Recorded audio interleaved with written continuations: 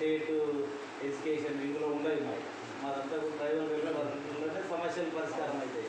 నిన్ననే మా ఐటీడీఎఫ్ఓ గారు రెగ్యులరైజేషన్ అందరు ఉపాధ్యాయుల్ని 1998లో నేను అపాయింట్ అయితే నిన్న రెగ్యులరైజేషన్ అయింది.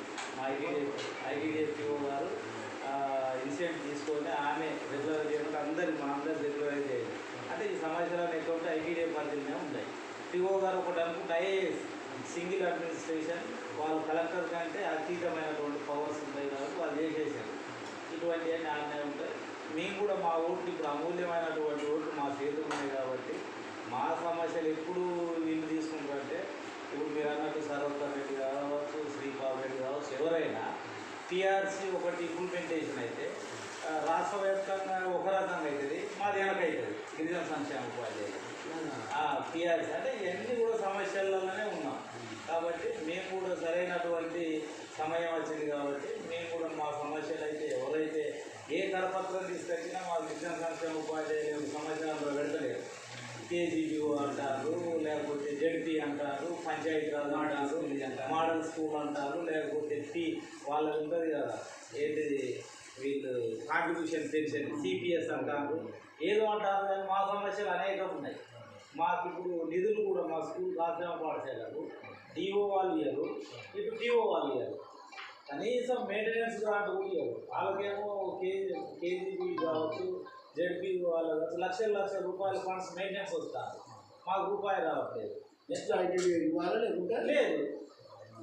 సమస్య భిన్నంగా ఉన్నాయి. మనం ఇవన్నీ ఉన్నాయి కాబట్టి ఇవన్నీ ఇప్పుడు ఎడ్యుకేషన్ వీక్లో మాకు కూడా ఏముంటుంది, డైస్ కూడా ఉంటుంది.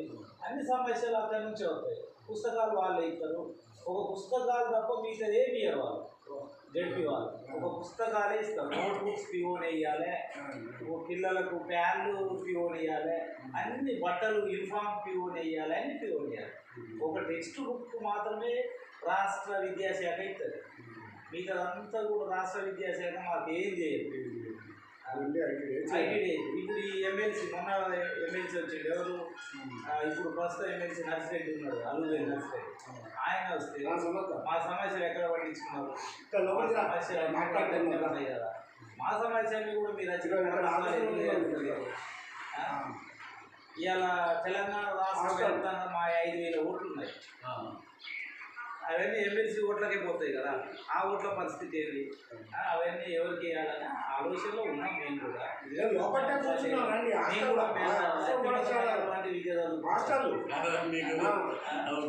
మరి మా సమస్యలు ఎవరు పరిష్కరించాలి? కాబట్టి మాకు మినీ ప్రభుత్వం ఐటీడీ